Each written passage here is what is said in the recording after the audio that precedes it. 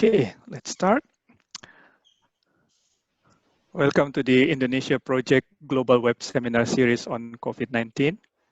Today's webinar is the 8th in the series, and you can find the videos of all the previous ones on our web or our special website, www.covid19indonesia.net. This series is supported by the Australian National University and the Department of Foreign Affairs and Trade. Your hosts are myself, Arianto Patundru, Nurkamala Mulyani, and Baskara Adiwena. Today, we are grateful to have Professor Arif Ansori Yusuf and Dr. Amalinda Safirani to discuss the regional impacts of the COVID-19 pandemic and the resulting local dynamics in Indonesia. Arif is a professor of economics at Universitas Padjadjaran and a senior researcher at the Center for SDG Studies, also in Universitas Padjadjaran. And Linda is the head of the Department of Politics and Government at Universitas Gadjah Mada. You are welcome to type in your questions in the Q&A box during the presentation, and we will attend to it in the Q&A session after both presentations have concluded. So first, I'll turn to Arif to start his presentation. And Arif, can you share your screen and just start the material? Thank you. Okay, thank you, Joe. Thanks for the invitation. Everyone, this is quite a bit morning here for me, actually. But because ANU, I don't have any liberty to not to accept this invitation because I'm a member of, I'm actually a fellow at the ANU, and if so, then if not, then I cannot have access to all of the ANU journals anymore. Thank you, Arif.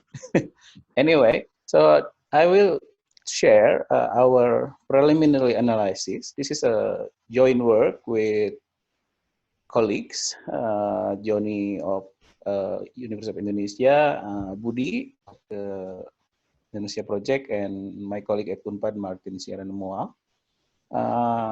But first, let me have a bit of disclaimer. So this is a partial analysis. So it only covers certain aspect of the pandemic.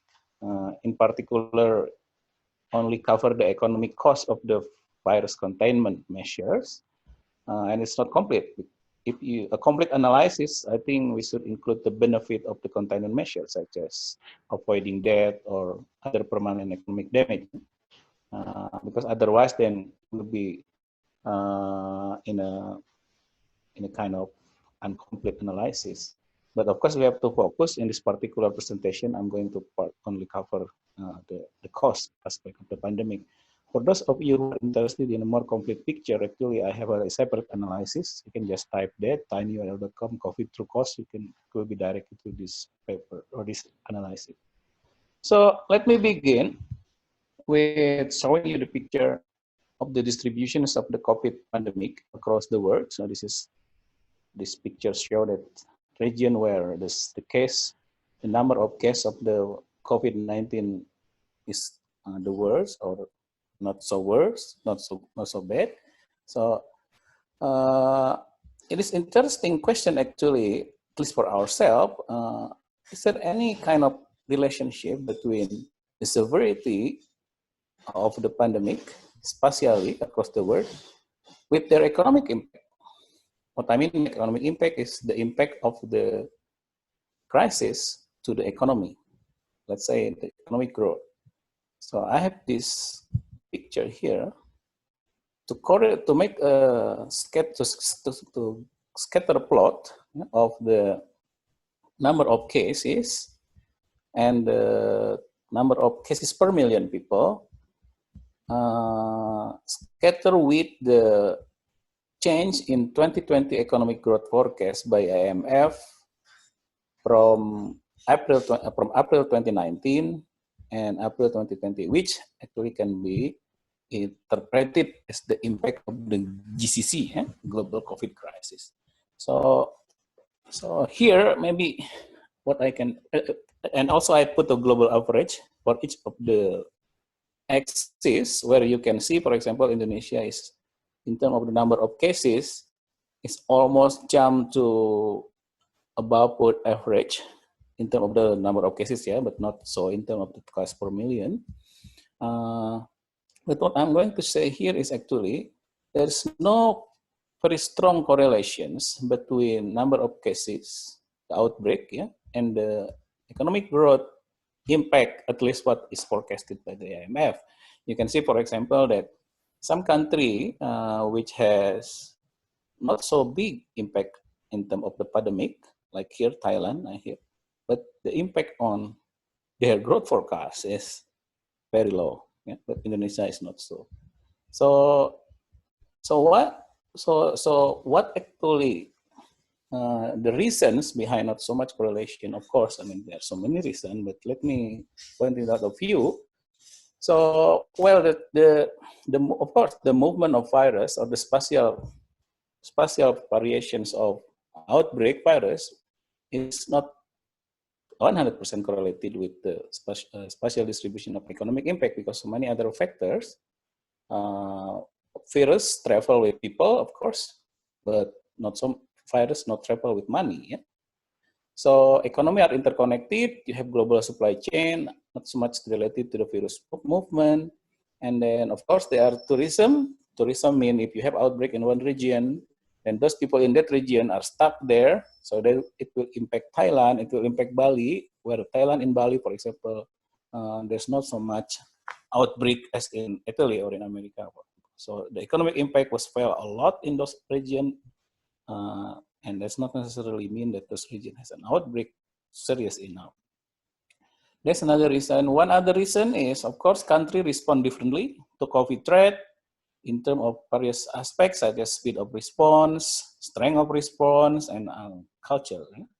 For example, Vietnam, when are still debating, when our ministers still debating with Harvard in January about whether or not we have case in January, Vietnam already locked down. So this is an example of how countries respond differently. So that's the reason. And of course, there are one final reason, which is actually written quite provocatively by Standefur and Subramanian, the researcher at the Center for Global Development, which suggests actually, well, maybe this correlation is not so much because of the IMF projection is wrong. And that can be true too. So please go ahead and read that article. Is quite nice.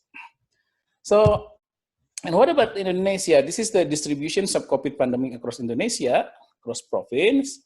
Maybe it is interesting to also ask similar question: how will economic and social impact regionally be distributed to? Is there any strong correlation between the number of cases, the seriousness of the pandemic, and its economic impact? Of course, the question needs to be answered by assessing how much is the economic impact of this global COVID crisis regionally, spatially. I think this is too early because not so much answer to this, not so much previous study with this. So it's a good time for us to come up with something that we can share. Well, anyway, the relevant question: the spatial distribution of the economic impact of pandemic. I think so, yeah, for at least these three reasons. The first is regional government and local leader need to anticipate this crisis.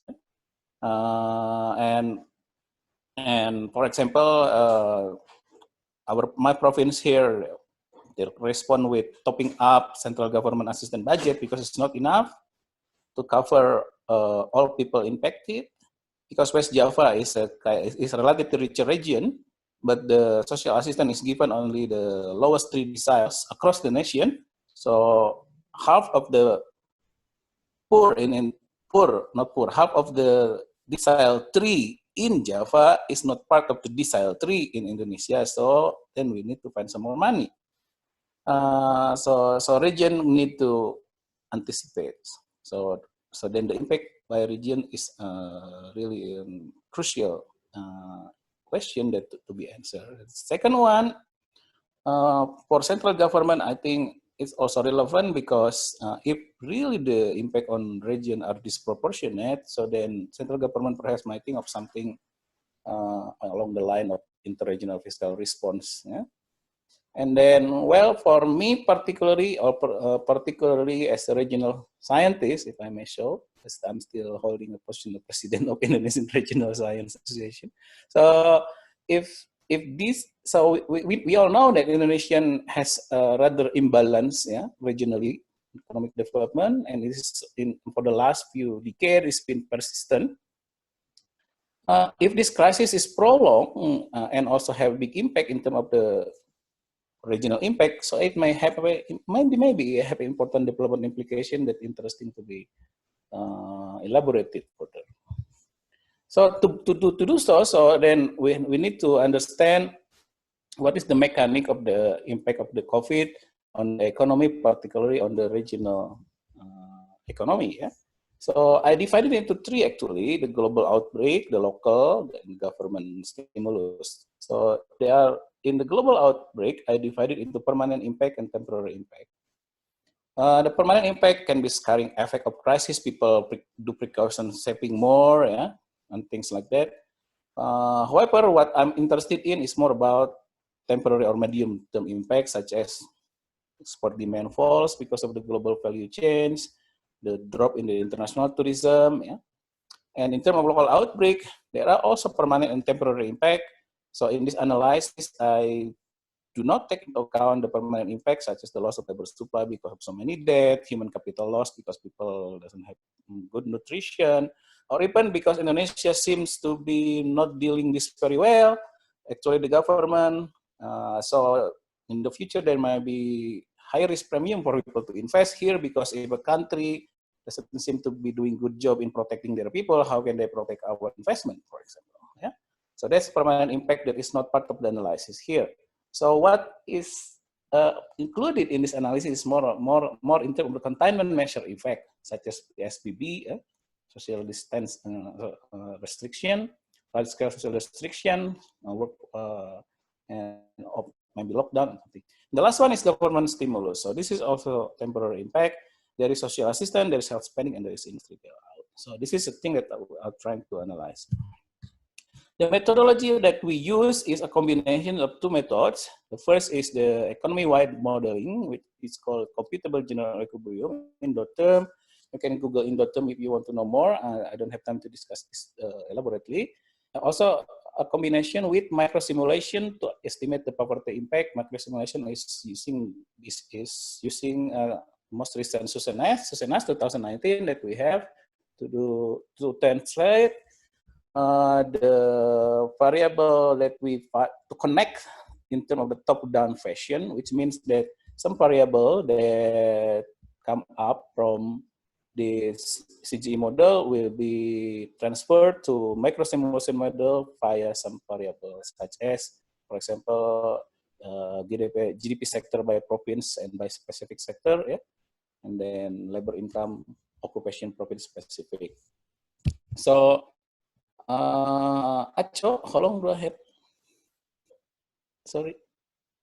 Another 10 minutes. Okay. At the most. Yeah. Yeah. Thank you.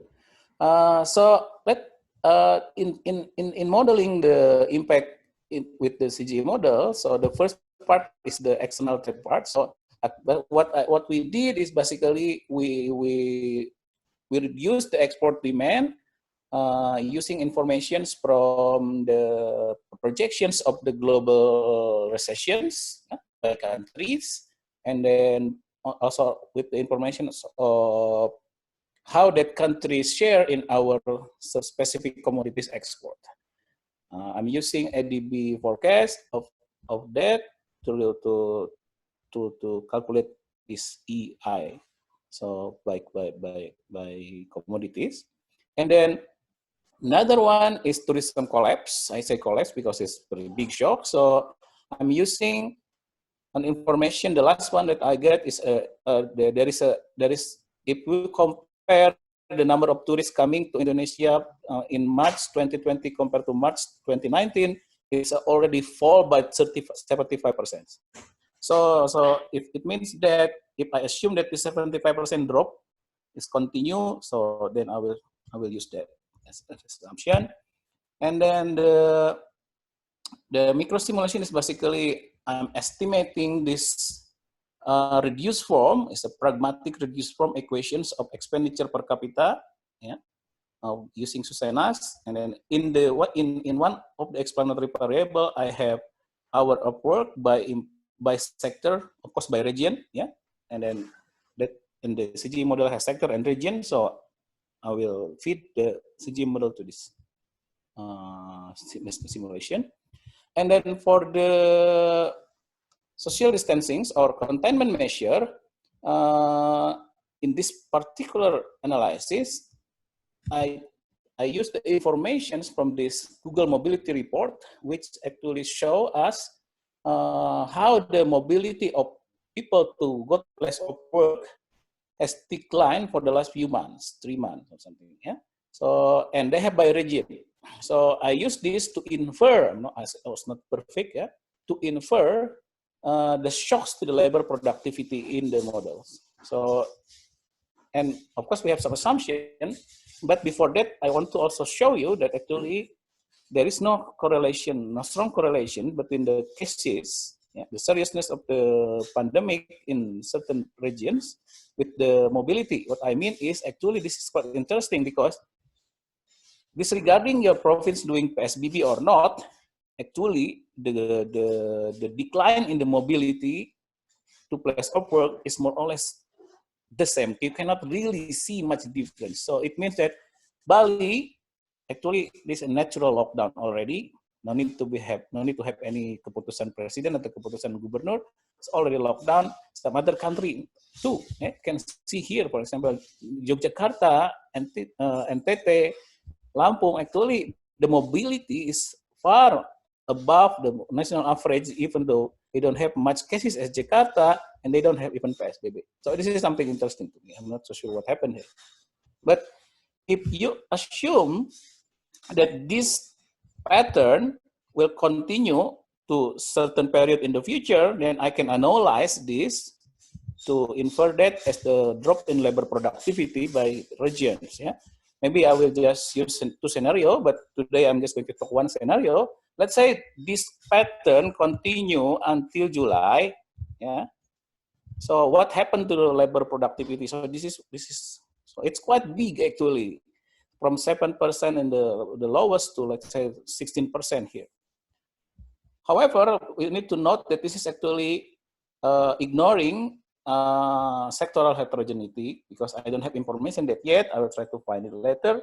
And also this can be considered an upper bound of the productivity loss inferred from this number or picture. Why? Because I assume that people who doesn't work to the office, they don't really work, right? I mean, but that is maybe that's an upper bound because I ignore the work from home, for example. However, from this paper in NBR recently, I found out that actually in an economy which have similar GDP per capita in Indonesia, only 10 to 20% job can be potentially done at home, and this is a potential, yeah, not actual. So if I include work from home, I'm not so sure that it will have much different in terms of the number here. Yeah. Okay, in fiscal stimulus, this is quite controversial because there are so many debate about this. There are 450 trillion spending on social assistance and then consumption health sector and also industry incentive. So I assume that, so I will spend 450 trillion in the model according to that composition. However, the financing, so I'm assuming here the financing is from reallocation of other spending, which actually I reduce the other government spending by 7%, which a little bit room for deficit of 75 trillion based on our observations of the budget, revised budget, and the original budget. So the 75 trillion is the injections of the economy. This is controversial, I know, but this is one of what no one knows for sure what will happen, but this is one of the assumptions that we use. It can be relaxed, but this is the first. And then in terms of original, so this 75 trillion is quite low to the economy, I think, yeah, because Indonesian GDP is around 15,000 trillion, yeah, so it's tiny in comparison of the GDP. So I expect the impact won't be that much, yeah. And then I allocate to region based on proportionality.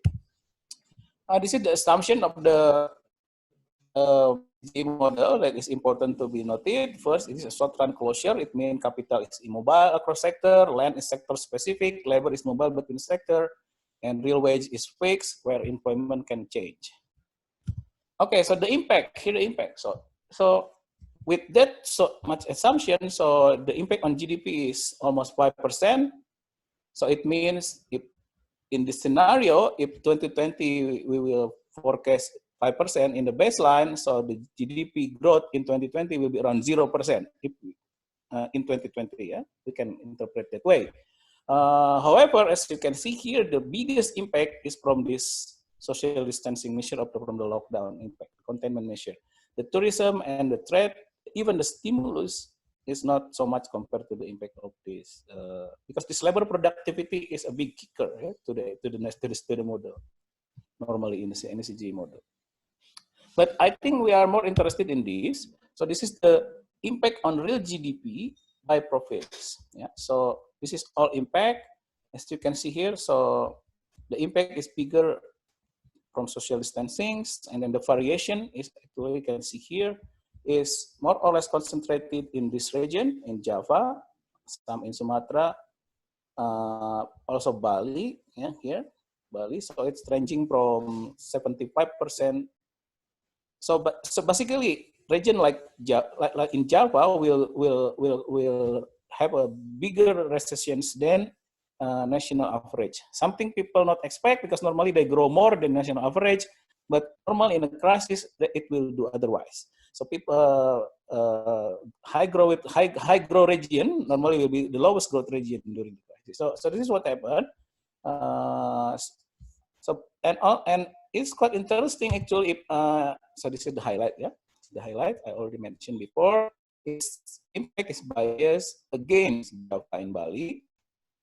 And it's interesting actually to compare the spatial distributions of the impact of this year crisis as simulated by the model, which I call 2020 GCC impact, with the regional impact of 1998 Asian financial crisis, which to me look similar. Yeah, to me look similar. So during the crisis, region like Java and Bali, to some extent here but not here, will be the one who get the most impact during this, at least this particular crisis. Yeah?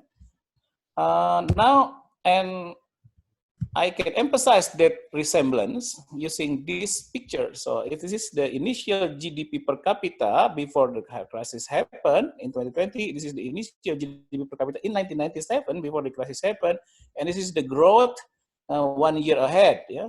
And then as you can see here, the picture looks similar. Yeah? Coincidentally, maybe. Yeah? So there is similar pattern that I think the clustering of the province seems to be interesting. Yeah? I'm not so sure it's meaningful, but to me it's interesting to explore what's happening there. And this is the sectoral impact. As you can see, also from this sectoral impact, we can understand what's going on here, because the output impact mostly coming from labor-intensive manufacturing sector, which is heavily concentrated in Java, yeah? And also some hotel-related, tourism-related activity. So that's the biggest impact.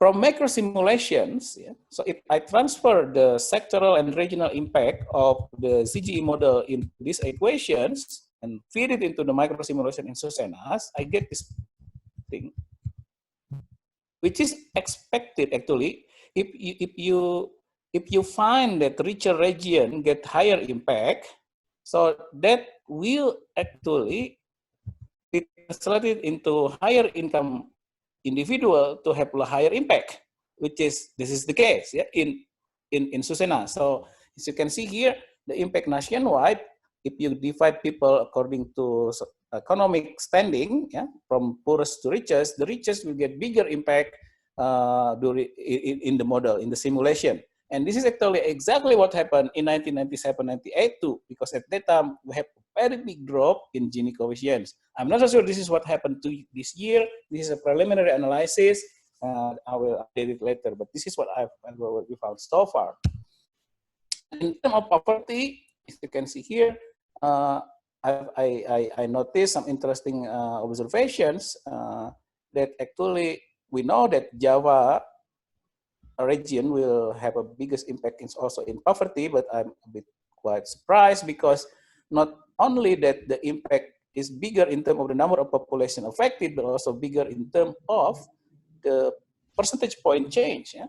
So here, percentage point change is also among the biggest. So overall, the scenario will translate into new poor people of almost 4 million people, and 4 million people is equivalent to 3 or 4 years reductions of poverty. Yeah? So 1 year.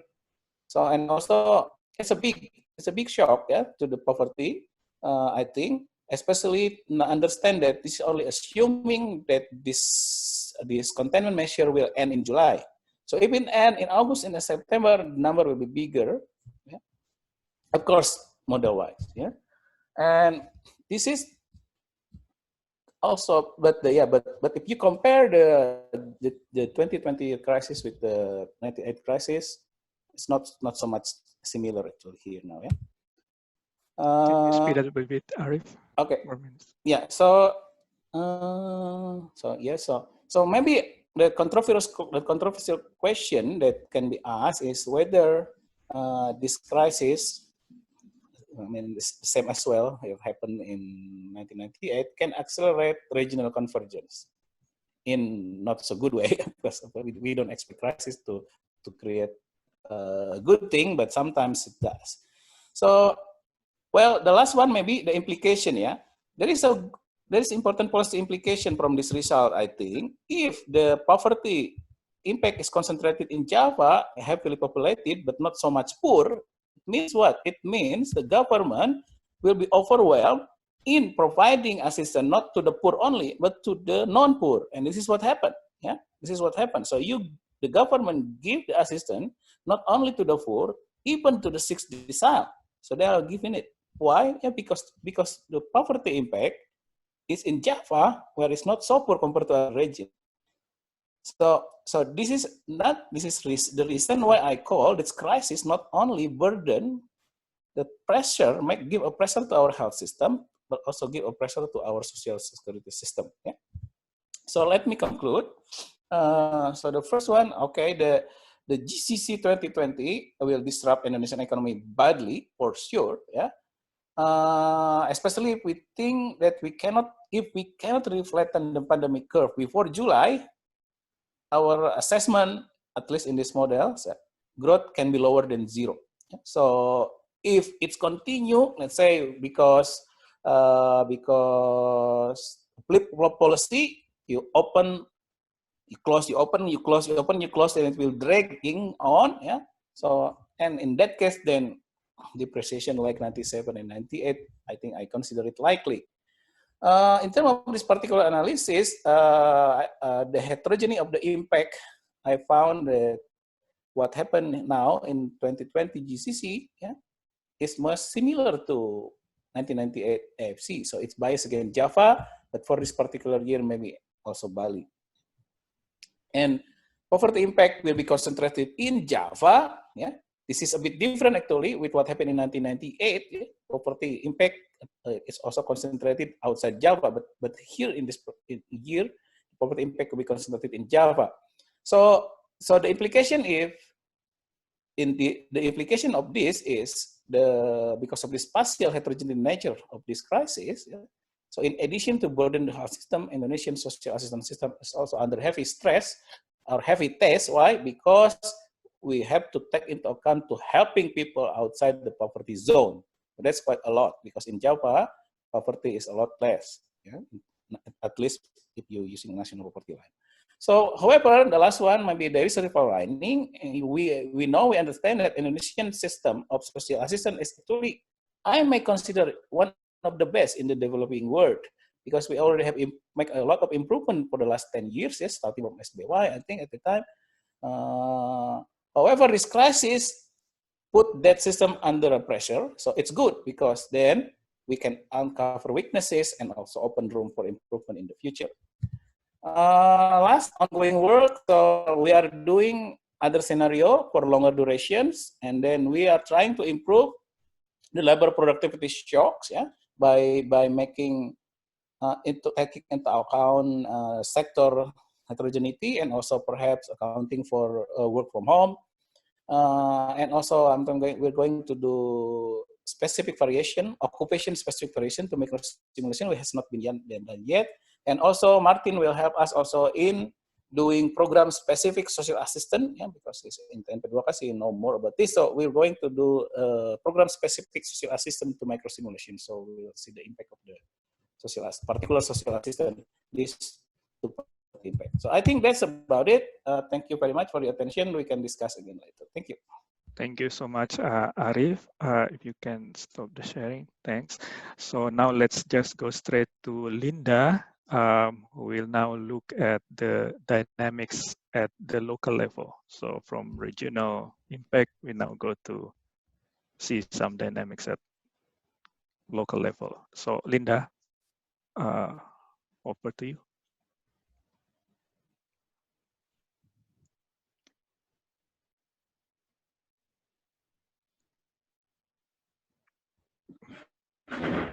Can you share the screen again, Linda? It's gone.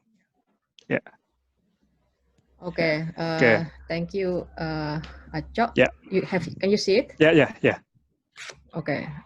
Thank you, Acho and Indonesia program for this interesting invitation during this pandemic. From the economic perspective that Kang Arif already shared with us just now, I'm going to share something different, which is related to citizens' participation during the COVID-19. I particularly will explore the stories from Yogyakarta, but I'm sure these similar stories also happen in other parts of the Indonesia. How citizens react, how citizens contribute voluntarily on the things that's going on right now.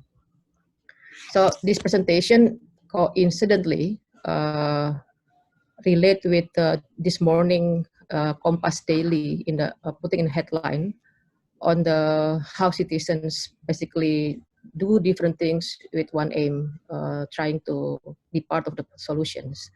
So 3 things that I'm going to share in this presentation, particularly how citizens deal with this pandemic, both as a voluntary action, both individually and collectively. However, I also will explore that these actions has 2 phases. The first one is a more inclusive phase, and the second one is more exclusive phase. And I'll reflect on this. How can we reflect this kind of opposite actions of the citizens? And again, even though the stories is on Yogyakarta, but I'm sure it happens in other part of the countries too. And before I go to the stories from Yogyakarta, I want to also first share kind of trend in the international level. In 2018, Indonesia is the most generous country in the world according to World Giving Index, or WGI. It's a British-based organization that every year calculated indexes countries in the world and give rank to the most to countries that with a generous attitude. And Indonesia always been in the top 5 or top 10, which shows how citizens always have a very strong solidarity among each other, gotong royong, bahu membahu, and all that. And we also find this situation during the pandemic COVID-19. Also, if you again in the national trend during the pandemic, there has been a lot of activities on mobilization, donor or funding mobilization. And this is particularly interesting because during Ramadan, people is encouraged to do good deeds. And the data from the Zakat graphic last month showed that there has been more than 40 trillion, around 10% from total government simulations that Mas Kang Arif already mentioned earlier, showing how quite significant amount of funding mobilizations that these religious institutions mobilize. And that's last month data, and I think it definitely it's increased in the last 1 month. Another trend in the national level is if you Google trends, the online discussion or media discussion, and you type the donasi COVID-19, you will see this graphic, even though it's up and down, but people talk about it quite a lot over the past 90 days. This is particularly the era where the peak of the COVID-19. And not just through the religion organizations that the donor is mobilized. Kita bisa report 2018, and they don't have data in 2020 yet, but it's really capture the exponential impact of this attitude. Something that I will explore more later during the showing the pictures from the Yogyakarta. And then another is in the national, in Jakarta particularly, how civil society organization, particularly topic that I have been focusing on the urban poor community, trying to operate between another civil society organizations from Central Java, specifically the farmers from the Kendeng. They try to fix the problem in the middle, the distribution chain that is obstructed because of the work from home policy. So they try to go directly from the producer to consumer and then subsidize to the people. So the donation is mobilized from the public to subsidize the buy of the purchase of the rice. This is just a story from the from Jakarta initiative at the national level. And also then another one is voluntary on the data gathering. To have this is quite similar with the Lapor COVID-19 is quite similar with the Kawal COVID-19, but what's the difference is that they crowdsource on the report from the citizens on things that citizens see in their surrounding, and try to also expand the data not just from the patient that is died, but also the potential patient or the PDP, ODP. So they think that the number of the real number of the counting of the government is not quite accurate, and their prediction is that based on the data from the regional government, it's 3 times double from the formal national data on this number of people of that. But my point is that it really shows how citizen initiative to be part of this during the pandemic has been really significant, has been very active. Something that is not really surprising because we always heard about this gotong royong, about this helping each other things among the society. Solidarity has always been strong, and you always heard this voluntary relawan in any kind of the crisis, right? Even though it's only, I'll explore later, it's very limited. So let's just have a story from Yogyakarta. Some of my friends also joined this webinar, and some of the stories also I got from them who are been very active in these activities, in this voluntary movement during the corona virus pandemic. So this one is one of the one in Jogja with the hashtag Jogja Lawan Corona, initiated by an artist called Muhammad Marjuki. They've been focusing on providing this PPE, personal, what is it? Equipment. Personal protective equipment, PPE, for the paramedics, because at that time it was really difficult for the paramedic to get this PPE. And then because of an artist, he campaigned through music. This is the famous of the Kill the DJ. He released a short video that I'll show only 1 minute to show and all of the advertising it go to the contribution or go to the. Let me. Can I just show the 1 minute, Acho? Sure. Yeah.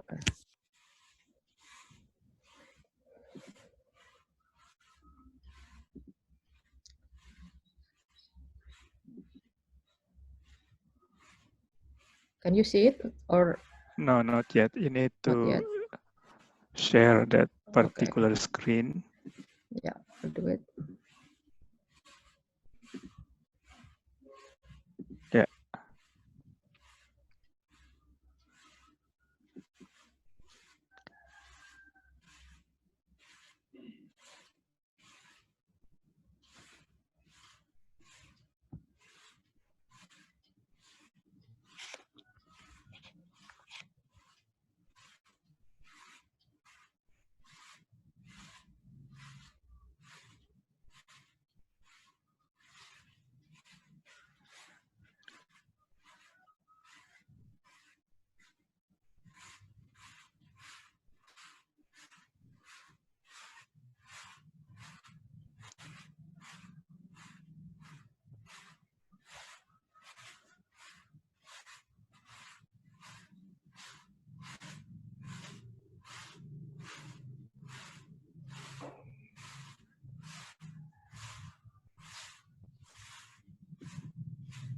Okay, that's just an example of how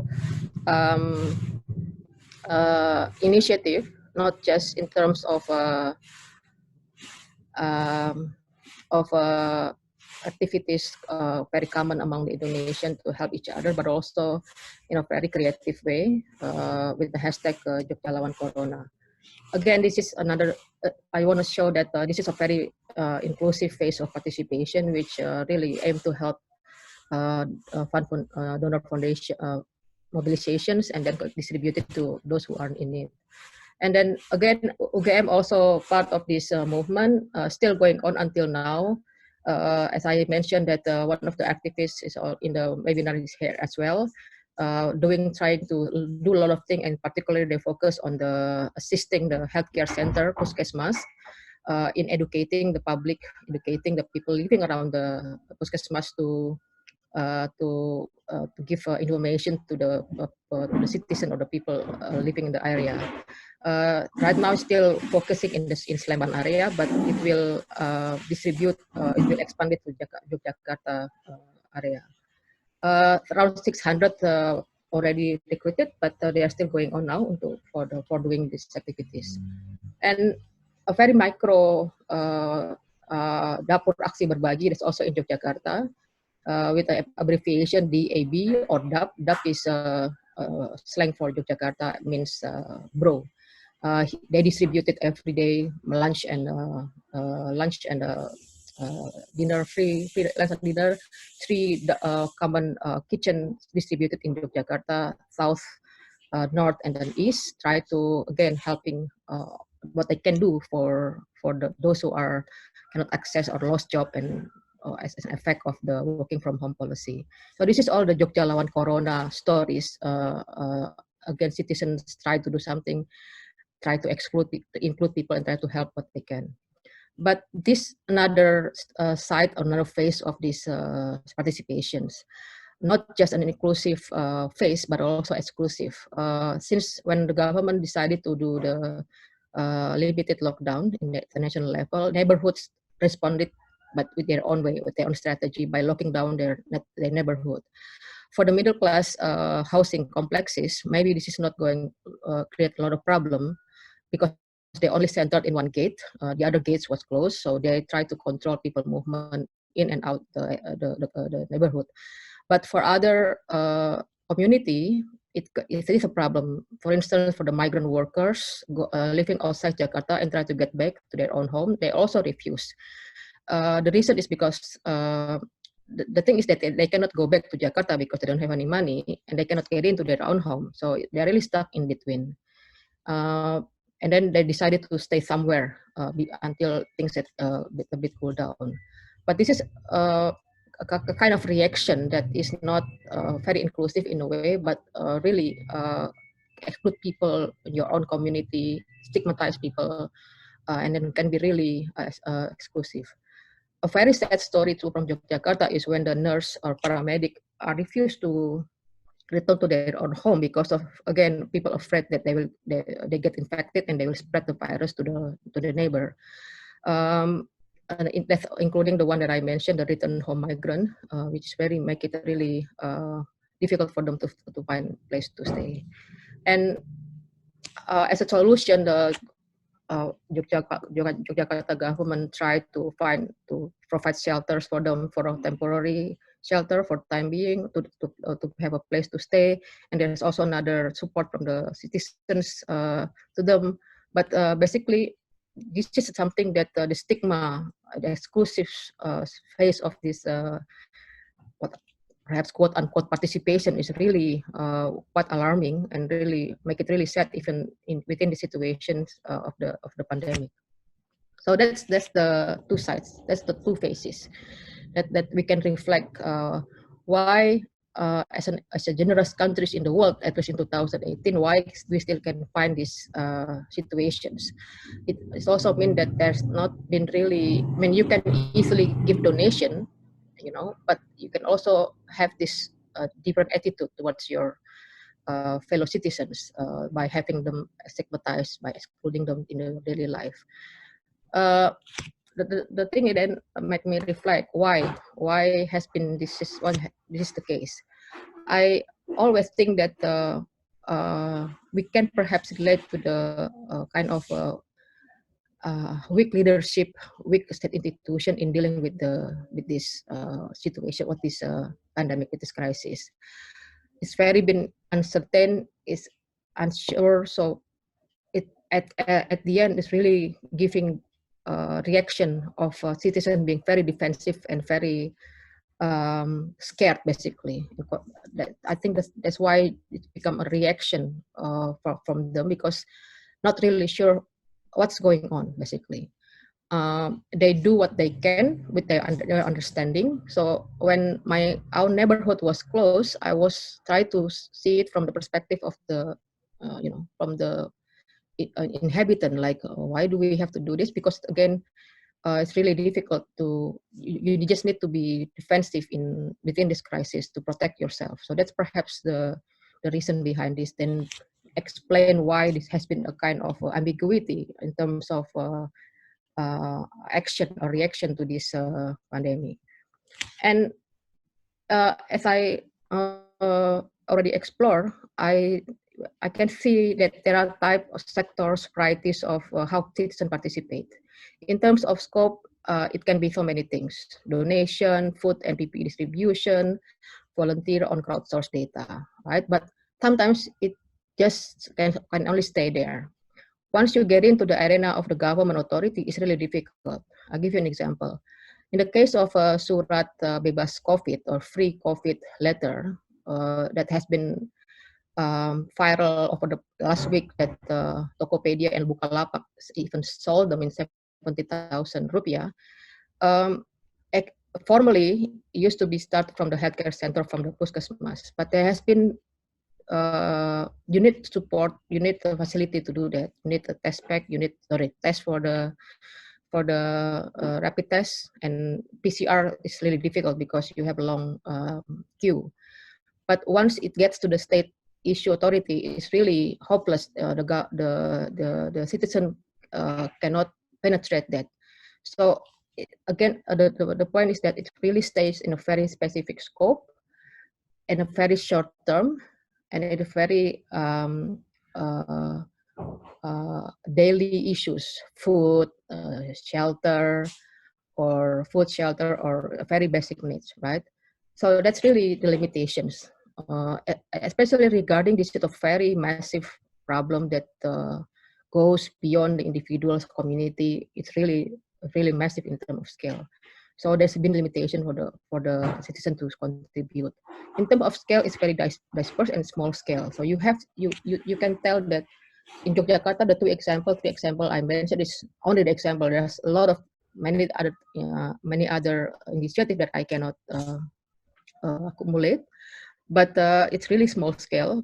but they work but small scale. So it's really difficult to see how is in aggregate level, how does it contribute to, for instance, poverty. It's really difficult to count because they're really decentralized, working collectively. There's no such report or monitoring to counting what's the impact of them. As a consequence, it's really it cannot reach all citizens. So it's only because it's very limited. And in the form, it can be really defensive in terms of and then can form very exclusive through the stigmatization. So because they do what they can with their own understanding. That's this what I can say. Excuse me. Can say from the citizen participation during the COVID from the Jakarta stories. This is my last PowerPoint that make me think how has it been because of the story that Kang Arif mentioned in the beginning of this session, in this first session, first presentation. I mean, it's really showing that really very situation is really bad, but at the same time, it's mushrooming from the society initiative, and just reminds me of Mikdal. He's a political science, writing a book with the title "Strong Society, Weak State" on state-society relations. Even though, of course, he didn't talk about COVID-19 or pandemic, but again, high degree of social solidarity has always been present in Indonesia in all kind of disaster events. Jakarta always has been a very good example during gempa or earthquake, very fast recovery because of very strong solidarity. And to me, this is situated in the context of where this unclear, chaotic, inconsistent policy at the national and local government, including Yogyakarta itself, with end reaction of the responsive from the citizen, right? But again, it's really also very difficult to say strong state because strong society, because there's always been a limit of what society can do, and there's always been a situation where it should be the government or the state that can reach what the society can do. They cannot fix everything. I think I stop there, Mas Aco. Thank you everyone for listening and joining this webinar, and I hope you're all well during this pandemic. Thank you. Thank you so much, Linda. And we now turn to Q&A session. I have not noticed that Arif has single-handedly answered many questions there. So participants, if you want to ask question, you can write on the Q&A box there. But also you can raise your virtual hand. And for the first person, I will invite Pak Chris Manning to raise his question. Chris, are you there? Silakan, Pak. Terima kasih banyak, Pak Aco. Can you hear me? Yes. I had a question to Arif, if I could ask it. I was surprised that social distancing played such a huge role in the decline in incomes. Took almost the total effect. And I wondered if it might be something to do with the assumptions that,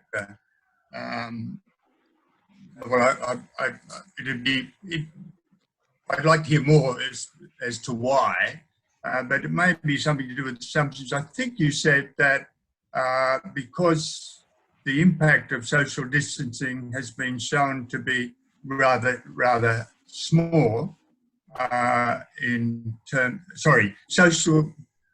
social distancing is associated with people not contributing significantly economically, and I wonder if that's true. If we look at think of the service sectors, the young people. I mean, it's not part of any model. Just thinking about it.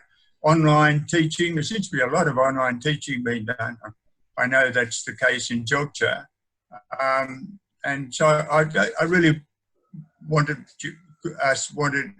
you to comment on that result. And just one quick point. I think it's very interesting to compare 98 with the current crisis and the similarities. But there is one important difference, and that is, of course, the El Nino in 1998, which would have had a big impact on the outer island incomes. Terima kasih, Pak. Thank you, Chris. Arif, before I turn it to you, let's listen to questions from Hal Hill also. Hal, silakan Hal. Terima kasih, Arif.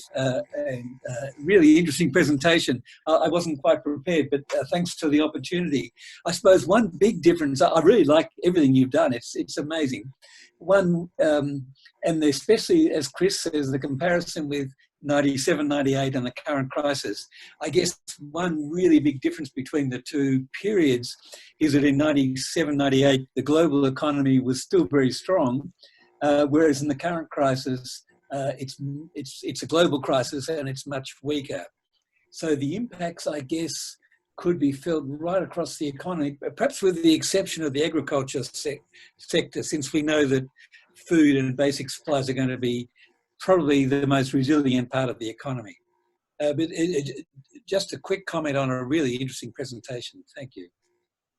Thank you, Hal. So let me turn now to Arif. While Arif is answering the question, Linda, there is a question from Greg Feely there. Can you think about it? And then after Arif answer Hal's and Chris' question, we turn back to you. So Arif, back to you. You're muted, Arif. Yeah, go ahead. Okay. Thank you, Chris. That for the questions, of course. There's also a bit of surprise, but let me explain. So what I did to the model is actually this. Yeah. So for all of these province, I reduced the labor productivity by this much. So from 7%, the lowest like 7% in Aceh, to even like 16% in Yogyakarta. Yeah? 16. And in terms of the macro-wide modeling, this is a big number. And where did I get this? Well, okay, I get this from the data here from the Google Mobility Report. So Google Mobility Report actually monitor to what extent movement from house to place of work reduce during these periods, and it's quite big actually, and it's not only necessarily region with PSBB, but also region with other PSBB also show big impact. So this is from 0 to 100. So some in Jakarta, for example, 60% less mobility, and in the other region can be 50 to 30, and because this is only until 6th of May, I think this data, so I only 6th of May. So I assume, this is the assumption of course, so I assume if this pattern go on until July, so this pattern go on until July, and I annualize that reduction from baseline, it happened that I get this number. I think there are a big catch to this. I mean that this is, I think, is an upper bound. Yeah. Why is an upper bound? First, because I ignore work from home, because people who doesn't go to the office, they can still work from home. However, I have a doubt whether this is have a big impact, because not so much job can be done at home actually. And then this paper by this guy, two guys, actually show that with our Indonesian GDP per capita, the potential of job can be done at home is only 10 to 20%, and that's the potential. But I think there are many other reasons too. But so maybe and also what I didn't take into account is there are sectoral heterogeneity. So if let's say in Jakarta, their labor productivity on average 10%, but I think it's not the same across sector. So I need to find out what is that heterogeneity, but I haven't come up with something first. So maybe they will also change the result. So that's my response to Chris. And also thanks for the El Nino. Yes, of course. what I the reasons of I comparing 1982 to today is of course I just for the interest. So it's because it's quite interesting to see that kind of impact. Why? Because the characterizations of those impacts similar from the regional science perspective, because it tend to accelerate accelerate the convergence, accelerate the regional convergence. So those two crises, 1998 crisis accelerate the regional convergence, and if so, this current crisis may also do the same. So because we actually thinking to submit this paper to regional science paper, that might be something to dig more.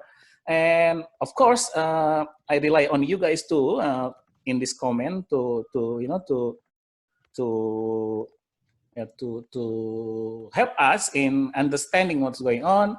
And also, and I know there are difference in the situation. Yeah, the poverty that is not so much similar. The poverty impact suggests actually for the last 20 years we have shifting our distributions of income in a way that the impact on poverty it's not the same as like 20 years ago. But in terms of the macro impact, it looks similar. So there are still things to elaborate for that. And also, of course, yeah, how you're correct, yeah, global economy is different.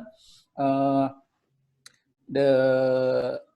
think I agree with you that today the global economy is much weaker, but I think there are also, we need to pay attention to is that actually the source of the crisis in today's crisis is actually it's trigger from what happened in other country like Wuhan or something, China, but actually the biggest crisis is actually switched on by ourselves. Yeah, switch on by ourselves. We decided to go against this virus, and the crisis is domestically sourced. So it's not really outside source. And then it turned out that at least so far, our analysis, this preliminary analysis suggests the effect through trade is tiny in comparison to the effect of the containment measures that we did. So I think that's maybe my response to those two questions. Thanks again. Thank you, Arif. Linda, do you want to address the questions? I know you have answered question from Pak Greg in written, but to the benefits of our audience, I think that's a good question to also discuss here. So Pak Greg asked if Linda has witnessed any disputes between different religious groups regarding how much they want to cooperate with the government policies. Can you address this, Linda? Yes, thank you, Pak Greg, for your questions. And yes, it's very much the case, at least in Yogyakarta that I know. Two examples. First, the opening the school. The government tried to plan to relax the restriction by start opening the school, even though in different area it will start in different date. But Muhammadiyah related school seems to be reluctant because really anticipate the impact of it after it's open up. So they've been really kind of wait and see, even though NU related school seems to be very open to it. And that's the first example. The second example on the mosque, Pak Greg, Tarawih for the NU, at least surrounding my area, they still do, even though after the government monitor it, they stop, and then they somehow find ways to still do the Tarawih with for instance, with the light off, so they will not get detected. It's really how to say that. You can really see that the group, or the religious group, or the ustad, or the Muslim in general, it's really difficult in this Ramadan. What they miss so many things, the gathering, the activities, but they just find ways to do that, right? So that's really the situations among the tension religious group. That's Acho. Okay, thank you. So let's go back to the direct question again. I see Wage has raised his virtual hand. So over to you, Wage. Thank you, Pak Acho, and thank you to the two speakers, Prof. Arif and Ibu Linda, for your very insightful, interesting presentation. I have one question for each of you. The first one for Prof. Arif. I think it's very interesting to look at the findings from your model simulation, in which that the large-scale social restriction or PSBB has been have a very significant impact on the prospect of GDP growth for this year. So I'm wondering whether is it possible for you to disaggregate this. Well, you show the productivity decline there, and would that be possible to disaggregate this productivity decline across sector? I suspect that maybe this will have the kind of bigger impact on the manufacturing activities. And follow on that, what is your take on which sector will have actually the most adverse impact due to the PSBB, which economic sector has the most significant impact from this PSBB, and then which sector that may be able to recover quickly if PSBB is relaxed. And there's another question for Ibu Linda. Well, I'm wondering about the homecoming ban or Mudik ban, whether you can comment on this, how the local government responds to this homecoming ban from the central government. Do you think there is a good coordination between central and local government to effectively execute this homecoming ban? I think that's all. Thank you all. Thank you, Wage.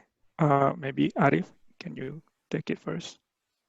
Okay, thank you, Wage. Let me share a bit more the screen.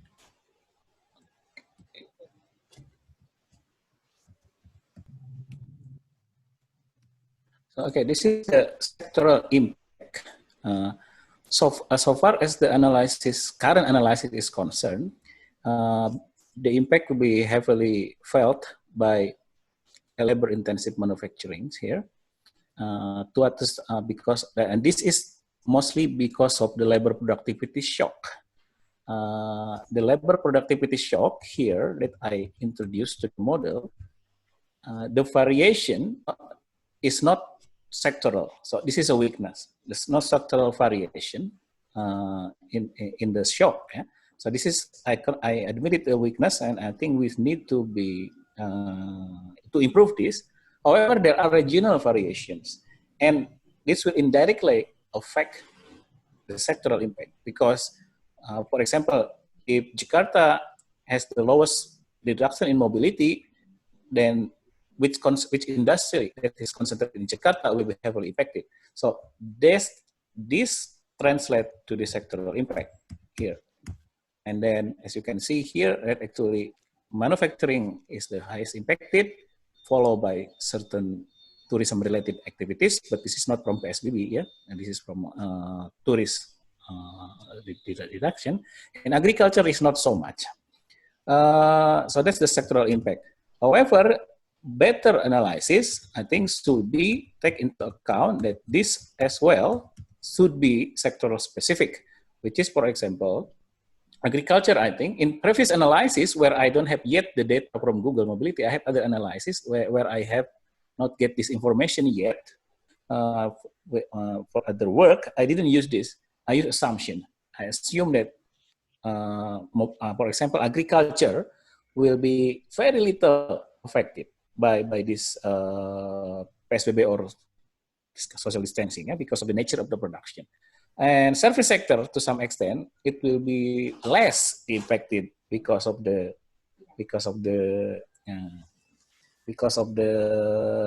work from home potential. And manufacturing will be impacted. So manufacturing will be among the biggest impacted. if you add more about the assumptions. So,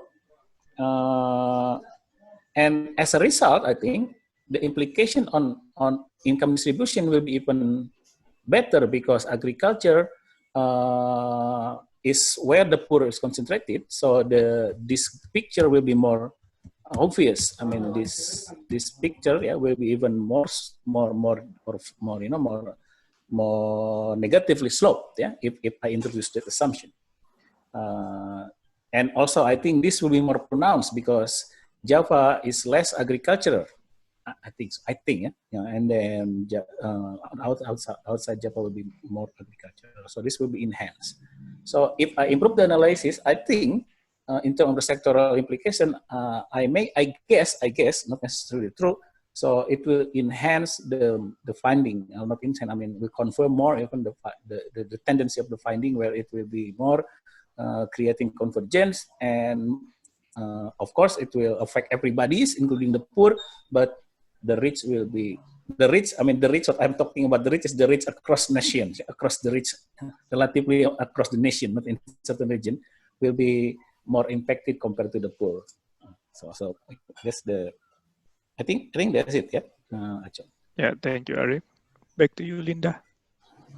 Sorry, if I may add a little bit more. Sorry. Sure. I just want to take note as well. I think Chris Manning, Chris, I think again, Chris concerns, and I think I also now a bit more concerned for a reason that I forgot. I think because I need to think about. Because the source of the labor productive is Google Mobility Report.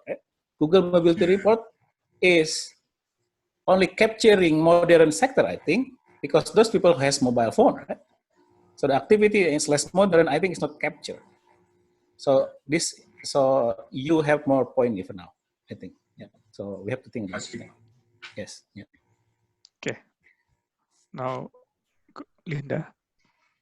Thank you, Pak Suwage, for your questions. I think since the very beginning of this crisis, there has been a very chaotic coordination between central government in Jakarta and local government, both at the provincial and at the district and city level.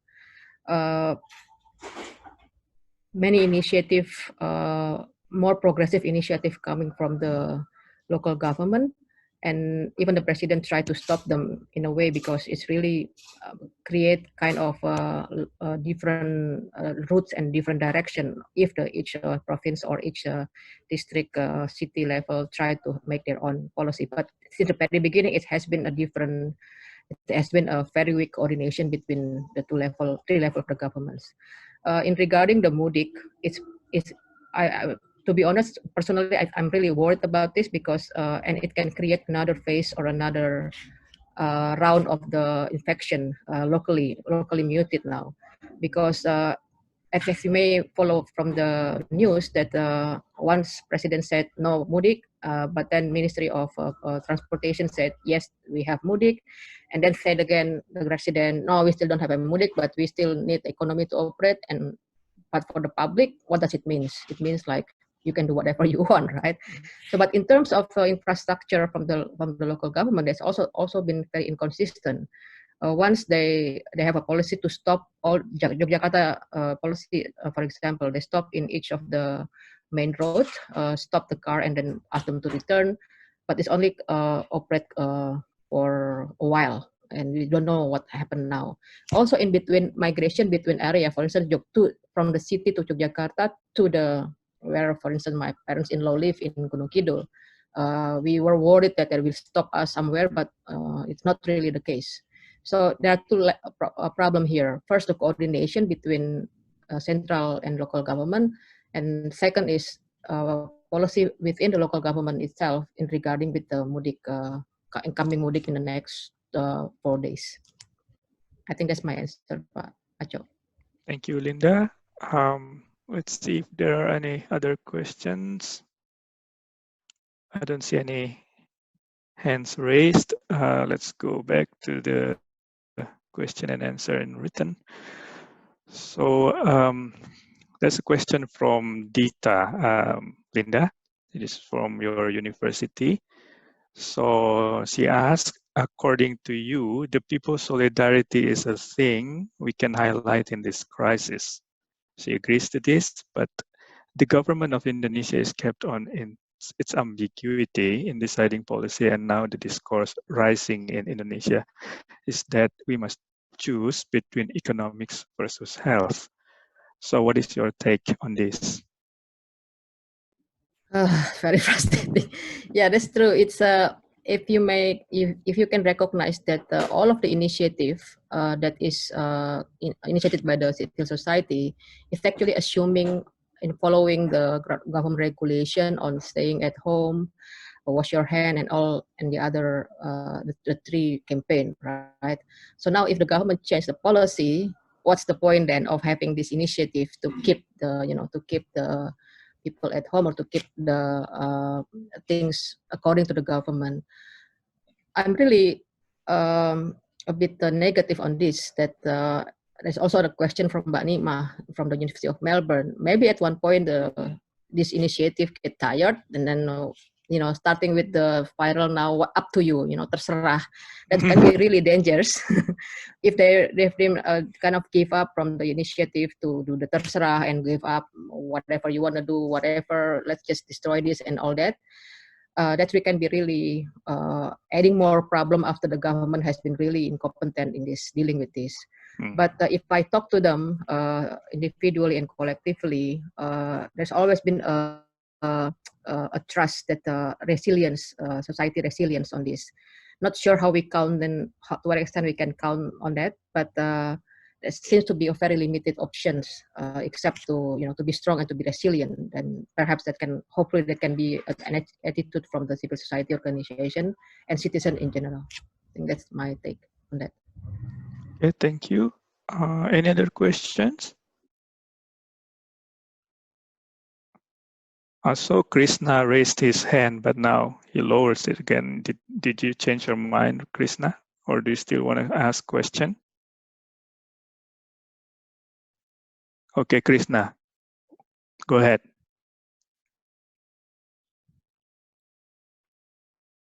Krishna, we cannot hear you. Yes, go ahead. Hello, can you hear me, Pak? Yes. All right. So yeah, I already asked in the chat, and Pak Arif actually already answered it. So my question was, shocking labor supply instead of productivity seems to make more sense because people can't move that much, so their supply of labor become less.